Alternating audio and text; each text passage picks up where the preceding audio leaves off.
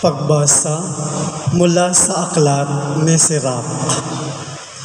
Papurihan naman natin ngayon ang ating mga ninuno, ang mga lalaking natanyag noon kani-kanilang panahon. Narito ang talaan ng mga lalaking tunay na may takot sa Diyos.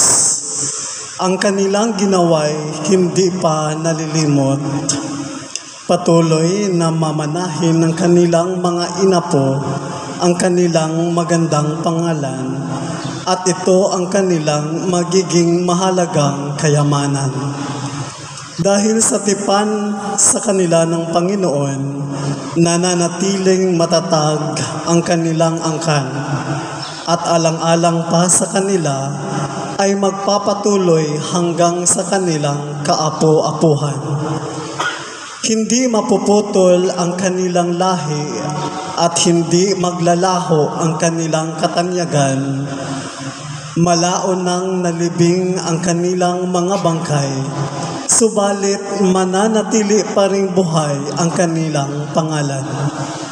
Matatanyag sa mga bansa ang kanilang katalinuhan at patuloy silang pararangalan ng buong sambayanan.